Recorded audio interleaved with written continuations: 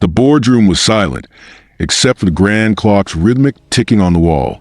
Executives in tailored suits sat frozen, their eyes locked on the man standing at the head of the table. He wasn't dressed like them, no expensive suit, no silk tie, just a crisp white shirt, sleeves rolled up, and a wristwatch that had seen better days. But it wasn't his attire that held him in stunned silence. It was the truth he had just spoken. 5 years ago, you laughed at me, he said, his voice calm but firm. You said I was an idiot for investing my savings into a company you believed would fail. You mocked me as I mopped these very floors. And now, gentlemen, you work for me. The room remained still. No one dared to breathe. Then, someone cleared their throat. You can't be serious. The man smirked. He pulled a single sheet of paper from his pocket and slid it across the table. It was a final transaction, proof of his controlling stake in the company. Check the numbers, he said. Let's discuss how you'll explain this to your shareholders. A bead of sweat rolled down the forehead of one of the executives. The others scrambled for their phones, their fingers trembling. The janitor they had once mocked was now their billionaire boss. 5 years earlier, Jason Miller dragged the mop across the cold marble floor, his arms aching from 12 hours of relentless scrubbing. His back screamed in protest, but he gritted his teeth and kept going. The scent of bleach filled his nostrils as he wrung out the mop and started on the next section. It was past midnight. The office was empty, save for the occasional security guard making rounds. This was Jason's life, cleaning the floors of people who didn't even bother to remember his name. He had been at this job for 3 years now, ever since a factory where he worked shut down.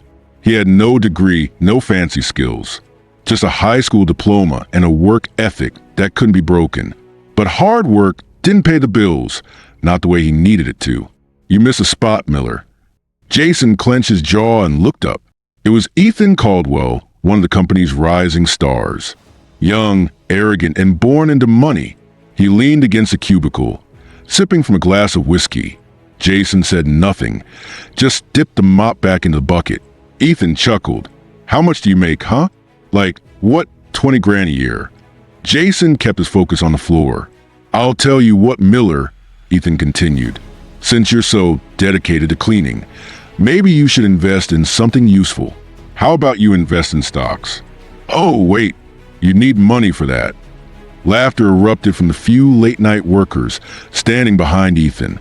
Jason straightened. You don't need to be rich to invest, he said simply. Ethan snorted. Sure, and you'll be a billionaire by next week, right? Jason didn't respond. He just picked up his bucket and walked away. That night, Jason sat in his tiny one-bedroom apartment, staring at the cracked screen of his laptop. He had spent months reading about investing, watching YouTube videos, and studying the stock market in his free time.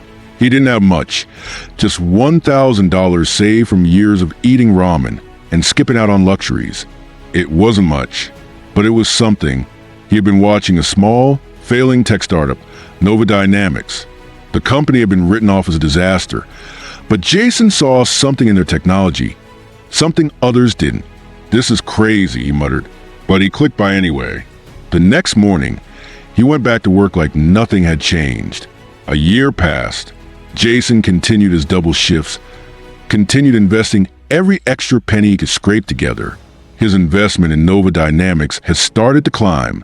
It wasn't much, just a few $1,000s in profit, but it was growing. And then, the worst day of his life arrived. Jason came home one evening to find his apartment door slightly open. His stomach dropped. He pushed it wider and stepped inside. Everything was gone. His TV, his laptop, even a stash of cash he kept hidden in an old coffee can. His heart pounded as he ran to his bedside drawer. The small box where he kept the engagement ring was missing. No, a note was taped to the mirror. I'm sorry, Jason, but I can't live like this anymore. I need stability. I need someone who can provide for me. It wasn't signed, but he knew who it was from. Rachel, his fiancée. She had taken everything and left. Jason sank to the floor, his hands trembling. The woman he had planned to marry, the only person he thought he could trust, had walked out on him. Not just walked out, stolen from him. For a moment, He let the grief take over. He clenched his fists, his breath shallow. Then, slowly, he stood up. If she thought he was a nobody now, she had no idea who she had just walked away from. Over the next few years, Jason worked like a machine. He lived off instant noodles and black coffee, every spare dollar going into investments. Nova Dynamics exploded after a breakthrough in AI technology, and Jason's small investment turned into 6 figures, then 7. He didn't tell anyone. Not yet. One day, as he was finishing his shift at the office, he heard familiar laughter. Ethan Caldwell. Jason walked past, pretending not to hear, when Ethan's voice cut through the air. "Miller, still scrubbing floors? Man, some things never change." Jason turned and smiled. "Yeah, some things don't." Ethan chuckled, shaking his head. "You know, I was right. You never became a billionaire." Jason shrugged. "Maybe not yet." Ethan laughed harder. "Right. Keep dreaming, Miller." Jason just nodded, because this time he wasn't dreaming. He was planning, and soon they'd all know it. The executives sitting across from Jason in the boardroom finally spoke up. "So, let me get this straight," one of them stammered. You are now the majority shareholder?" Jason folded his arms. "That's right." A long silence followed. Then, Ethan Caldwell, now a middle manager of the company, stood up abruptly. His face was pale. "You can't do this," he spat. "This is a joke." Jason leaned forward, a smirk playing on his lips. "I told you," he said. "You don't need to be rich to invest. You just need to see what others don't." Ethan's mouth opened, then closed. He had nothing to say. Jason stood, adjusting his sleeves. "And now, gentlemen, I believe it's time we discuss some changes around here." He walked toward the door, pausing only for a moment. "Oh," he added, glancing back at Ethan. "I think you miss a spot." And with that, he walked out, no longer janitor, no longer the laughingstock, just a billionaire. Jason Miller thought that after clawing his way out of poverty and turning his meager investments into a fortune, he had finally won. He was wrong. The morning after his takeover of the company, he arrived at his new corner office. A stark contrast to the janitor's closet he once stored his cleaning supplies in. Floor-to-ceiling windows overlooked the city. A massive oak desk sat polished and empty, and a leather chair, his chair, waited for him. It should have felt like victory. Instead, it got twisted with unease. A knock on the door broke his thoughts. "Come in." A man in a navy suit stepped inside.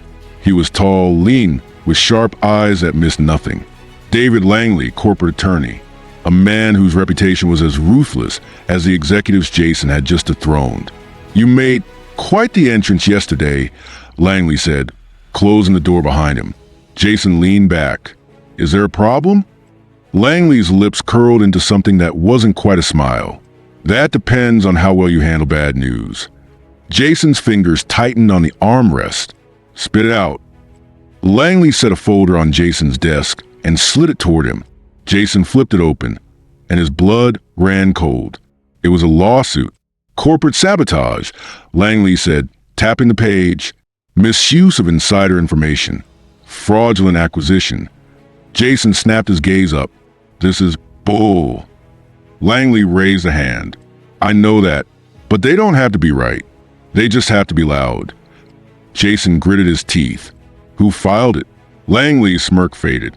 "Ethan Caldwell." Jason shot up from his seat. "You gotta be kidding me." Langley sighed. "Caldwell's father is a major shareholder. They're claiming you manipulated stock prices, took over the company illegally. It's a desperate move, but with enough money and the right people backing him, he could drag this out for years."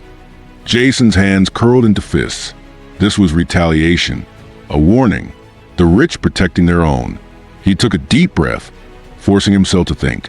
"So what's our move?" Langley's eyes gleamed. "We fight." But Jason knew the truth. The fight had only just begun. As Jason left the office that evening, his mind swirled with strategies, counterarguments, and possible loopholes. He was so lost in thought, he almost didn't hear the voice behind him. "Jason," he stopped dead in his tracks. That voice, he hadn't heard it in years. He turned slowly. Rachel, his ex-fiancée, the woman who had stolen everything and left him to rot. She stood on the sidewalk, looking almost the same as the last time he'd seen her. Auburn hair tied in a loose ponytail, deep brown eyes filled with hesitation. But she wasn't wearing designer clothes. No expensive jewelry. Her coat looked worn, her boots scuffed. She looked tired. Jason forced himself to stay neutral. "What do you want?" Rachel swallowed. I heard about you, about what you did. I needed to see if it was true." Jason exhaled sharply. "It's true. I made it. Without you." Regret flickered across her face. "I was wrong to leave." Jason let out a humorless chuckle. "You didn't just leave. You robbed me blind and left me with nothing." Rachel looked away, shame coloring her features. "I thought I was choosing stability, but the man I left you for, he was worse than I ever imagined." Jason felt an old wound rip open. "So what? You want a second chance?" Rachel hesitated. "No, I wanted to say I'm sorry." For a brief moment, Jason saw her as a woman he once loved, the one who used to dream with him, laugh with him, believe in him. But that woman was long gone. "Goodbye, Rachel." And with that, he walked away. The days turned into weeks, and the lawsuit only grew worse. The media painted Jason as a fraud, the janitor who cheated his way to the top. Anonymous threats flooded his inbox. Investors started pulling out. And then the worst hit, a federal investigation. Jason sat in his office, heart hammering, as Langley slammed a document onto his desk. "They're claiming insider trading," Langley growled. "The SEC is involved now." Jason's blood turned to ice. "That's impossible. I played by the rules." Langley rubbed his temples. "Ethan's father has friends in high places. They're fabricating evidence, Jason. And if we don't find a way to kill this, you could face prison time." Jason felt his world tilt. This wasn't a lawsuit anymore. This was a takedown. Langley straightened. "We need proof that they're setting you up. We need someone on the inside." Jason thought for a long moment. Then he pulled out his phone. There was only one person who might still have connections to the people trying to destroy him. He dialed the number. The call rang twice before a familiar voice answered. "Jason?" He took a deep breath. "Rachel, I need your help." Rachel hesitated on the other end. "Help? After everything?" Jason clenched his jaw. "You were with Ethan's crowd for years. You must have heard things. I need to know what they're planning." A long silence. Then, finally, Rachel exhaled. "Meet me at the old cafe on the 5th tonight." That night, Jason walked into the dimly lit cafe. Rachel sat in the corner, nursing a cup of coffee, her expression unreadable. He sat across from her. "Talk." Rachel sighed. "Ethan's father, Gerald Caldwell, has been planning this for months. When you took over the company, they panicked. So they called in favors. The SEC investigation, the media smear campaign, it's all coordinated." Jason's stomach turned. "They're framing me." Rachel nodded. "And if you don't do something soon, they'll bury you." Jason clenched his fists. He wouldn't let them win. Rachel reached into her purse and slid a flash drive across the table. "What's this?" Jason asked. "Proof," Rachel whispered. "Phone calls, emails, meetings between Ethan's father and SEC officials. I got it from someone who wants to see them fall as much as you do." Jason grabbed the drive, his heart pounding. "This could change everything," he murmured. Rachel hesitated. "Be careful, Jason. These people play dirty. If they know you have this, they won't just ruin you. They'll come after you." Jason's grip tightened on the flash drive. "Let them try." Jason left the cafe with the flash drive burning a hole in his pocket. He had to get to Langley. This was his chance to clear his name. But as he stepped onto the street, headlights flashed in his direction. A black SUV screeched to a stop. The back doors flew open. Jason barely had time to react before two men in masks grabbed him and shoved him inside. The door slammed shut. The car sped off into the night. His heart pounded. He struggled, but a gun pressed against his ribs. "Keep quiet," a voice growled. Jason's mind raced. This wasn't just a lawsuit anymore. This was war. And now they had him.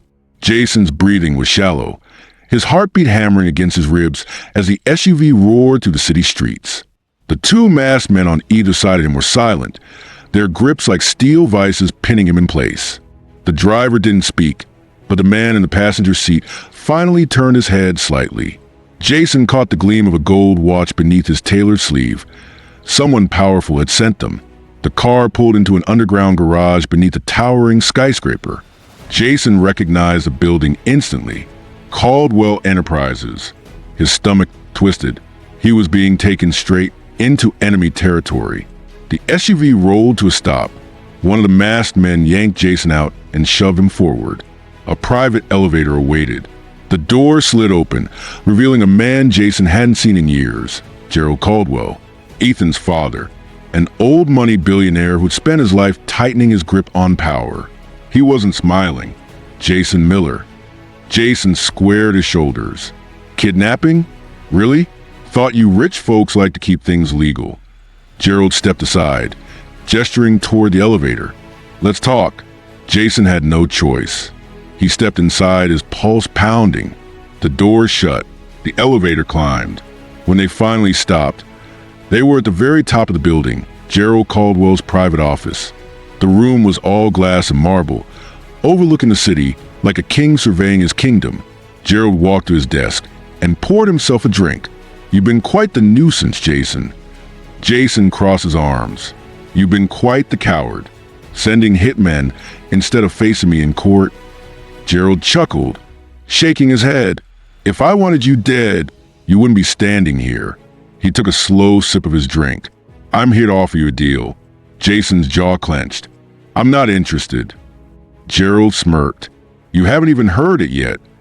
Jason said nothing. Gerald leaned forward. Drop your case. Hand over your shares. Walk away. Jason's fist curled. And if I don't? Gerald's smirk vanished. I will destroy you. Jason stared into the cold, calculating eyes of the man who had built an empire on the backs of people like him. People who weren't supposed to win. For years, Jason had been at the mercy of men like this. Not anymore. Jason stepped closer, lowering his voice. You're scared, aren't you? Gerald's jaw tensed. Jason pressed on. You don't make deals with people you can crush. You make deals when you know you might lose. A flicker of irritation passed over Gerald's face. Jason had struck a nerve. Jason smirked. No deal. Gerald exhaled slowly, setting down his drink. Very well. Then let's see what happens when the full weight of my resources comes crashing down on you. The doors behind Jason swung open. The masked men were back. They grabbed him roughly and dragged him toward the elevator. Gerald's voice echoed behind him. By the time I'm done, you'll wish you never climbed out of Janitor's closet. The door slammed shut. Jason was dumped on a dark street corner miles away from his office. He stood, brushed himself off, and immediately pulled out his phone. He called Langley. We need to go public, Jason said, voice firm. Langley hesitated. Are you sure? If we don't have enough, they'll spin it against you. Jason clenched his jaw. Rachel gave me a flash drive. It has proof of Gerald Caldwell's corruption. Silence. Then Langley's voice sharpened. Meet me at my office. Now. Jason flagged down a cab and gave the driver the address. His hands trembled slightly. He had just rejected a billionaire's deal. And now, the real war was about to begin. Jason stepped into Langley's dimly lit office and dropped the flash drive onto his desk. Langley plugged it in, his eyes scanning the files. Jason watched his video clips. Phone call recordings and bank transactions filled the screen. And then, a single document that changed everything. Langley's eyes widened. Holy SH*T. Jason leaned in. What is it? Langley clicked. Jason watched as Langley scrolled through files on the flash drive, his face growing more serious with every passing second. The document that had caught Langley's attention was a financial ledger, one that exposed Gerald Caldwell's web of illegal dealings, offshore accounts, shell companies, bribery, and at the center of it all, Massive fraud involving the very company Jason had been forced out of. Jason felt his pulse quicken. This was bigger than him. This was more than revenge. This was the truth that could bring an empire crashing down. Langley exhaled. If this gets out, Gerald Caldwell won't just lose his company. He'll lose his freedom. Jason clenched his jaw. Then let's make sure it does. Langley hesitated. This is dangerous, Jason. Caldwell has friends in high places. Jason met his gaze. So do we. Langley smirked. Then let's get to work. The next morning, Jason walked into the lobby of Caldwell Enterprises as if he owned the place.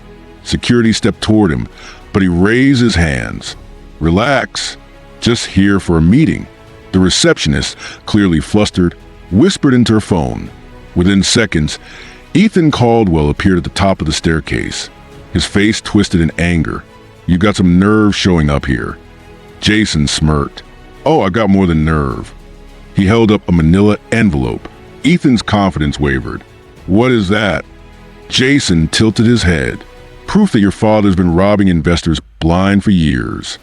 Ethan scoffed, though his eyes flickered with something close to panic. Bullsh *T. Jason stepped forward, lowering his voice. I have the bank records, the offshore transactions, the bribes. He paused, letting it sink in. Tell me, Ethan, when the feds come knocking, do you think Daddy will go down alone? Or do you think he'll drag you down with him? Ethan paled. Jason's smirk widened. Got him. Ethan tried to recover, scoffing again. You wouldn't dare. Jason stepped even closer, voice cold. Watch me. He turned and walked away, leaving Ethan standing frozen at the top of the stairs. The first shot had been fired. That afternoon, Jason and Langley leaked the first wave of documents to the press. Headlines exploded within hours. Caldwell Enterprises caught in multi-million-dollar fraud scandal. Federal investigation launched into Gerald Caldwell's offshore accounts. News anchors dissected the documents. Shareholders panicked. The stock price plummeted overnight. Jason watched it all unfold from his office, his fingers drumming against his desk. He wasn't done. Not yet. The real checkmate was still coming. 2 days later, Jason received a text from an unknown number. Meet me at St. Martin's parking garage. Midnight. Come alone. Jason frowned. He recognized the number. Rachel, the former secretary who had given him the flash drive. Langley was immediately suspicious. This could be a setup. Jason exhaled. It probably was. But he needed more information, and Rachel might have it. So, that night, he drove to St. Martin's. The garage was nearly empty, dimly lit by flickering overhead lights. Jason stepped out his car. Rachel? A figure emerged from the shadows. But it wasn't Rachel. It was Gerald Caldwell. Behind him, 2 men in suits stood with arms crossed. Jason's stomach tightened. A trap. Gerald smirked. I told you, Jason. You don't win against men like me. Jason forced himself to stay calm.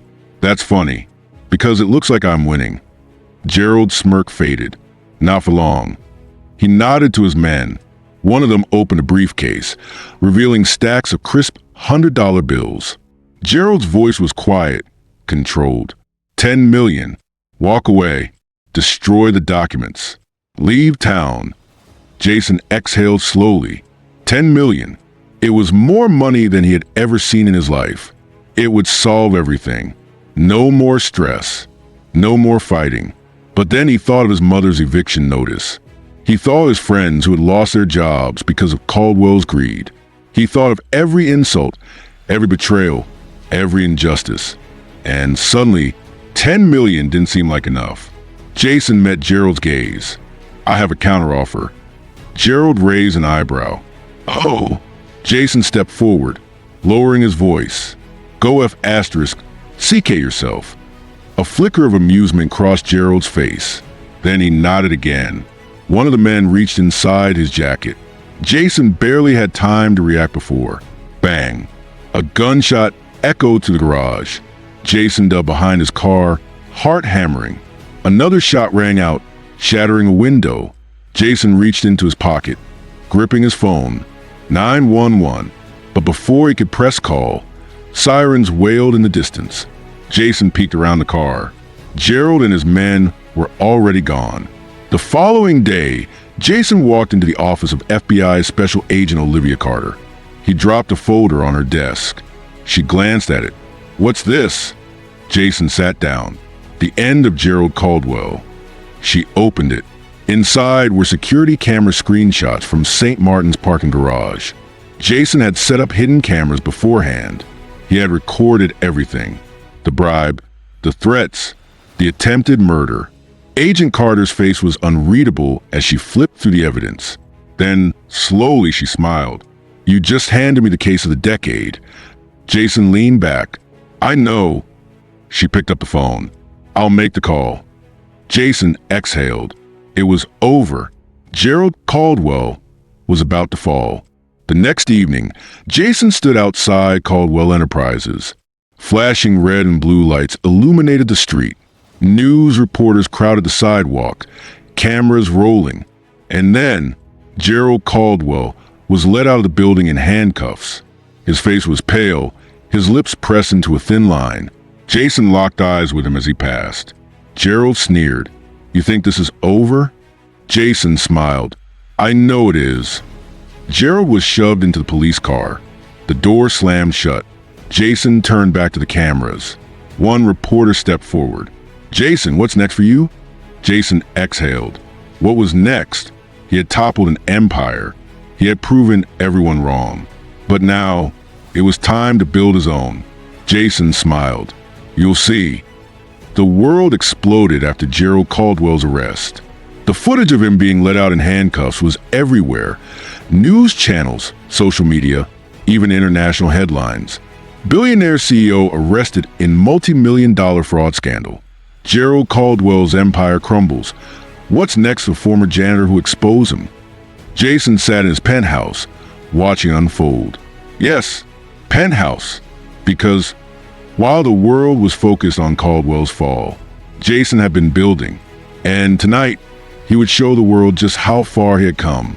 Jason adjusted his custom-tailored tuxedo as he stepped onto the grand ballroom stage. Hundreds of eyes turned toward him. CEOs, investors, journalists, and former skeptics who had once laughed at him. He smirked. Let's see if they're laughing now. He tapped the microphone. "Good evening, everyone." The crowd fell silent. He glanced at the massive gold-plated banner behind him. Horizon Global, the future of finance. Jason continued, 5 years ago, I was a janitor, cleaning floors, scrubbing toilets. Murmurs rippled through the audience. Some had heard his story. Others were just learning it now. I was mocked for investing $1,000, told I was wasting my money. He smiled. Well, that wasted money turned into this. The lights dimmed and a giant screen flickered to life. Charts, graphs, and numbers filled the air. Horizon Global's market valuation, $7.4 billion. The largest fintech company of the decade, projected to surpass every major investment firm within the next 5 years. The audience gasped. Jason let them marinate in the numbers. Then, he turned back to the microphone. I was told I'd never be rich, never be successful, that I'd always be stuck in poverty. He paused, scanning the room. Gerald Caldwell's former business partners. The same investors who rejected him years ago. The same people who had once looked down on him. He smirked. Well, looks like they were wrong. The applause was deafening. After the event, Jason was surrounded by the same people who once ignored him. They shook his hand, complimented him. They wanted a piece of his empire. Too bad they weren't getting it. Then he spotted Ethan Caldwell. The once arrogant heir to his father's fortune now looked like a shadow of his former self. Ethan swallowed hard. Jason? Aye. Jason raised a hand, silencing him. Let me guess. You want in? Ethan hesitated. We could work together. Jason laughed. Laughed. For years, you called me the dumb janitor. Now you want a partnership. Ethan's face turned red. Jason leaned in. You had your chance. Then, without another word, he walked away. Revenge never tasted sweeter. With Caldwell Enterprises bankrupt, Jason saw an opportunity. He bought out their remaining assets for pennies on a dollar. Then, he did something no one expected. He reopened the factories, the same ones where underpaid workers had suffered under Caldwell's rule. But this time, he paid them fair wages. He reinstated pensions, healthcare, and job security. The media went wild. The janitor who became a billionaire, and the CEO who cares. Jason Miller restores jobs. A billionaire who remembers his roots. For the first time in his life, Jason wasn't just rich. He was respected. 1 week later, Jason sat in his private jet, sipping whiskey. Langley sat across from him, grinning. "You did it, man. You destroyed Caldwell." Jason chuckled. "I didn't just destroy him." He pulled out his phone and scrolled through the latest headline. Former billionaire Gerald Caldwell sentenced to 25 years in federal prison. Jason smirked. "I buried him." Langley raised his glass. To the janitor who became a billionaire. Jason clinked his glass, to proving everyone wrong. They drank, and outside, the jet soared higher, just like Jason's empire. Jason turned toward the camera, his voice steady. "Let this be a lesson to everyone watching. Life will throw obstacles at you. People will doubt you. They'll call you crazy, mock you, try to tear you down. But if you stay focused, make smart financial moves, and never give up, you will win." He leaned forward. So, to everyone out there, keep going, keep building, and one day, they'll be the ones begging to sit at your table. Jason smiled. Subscribe for more.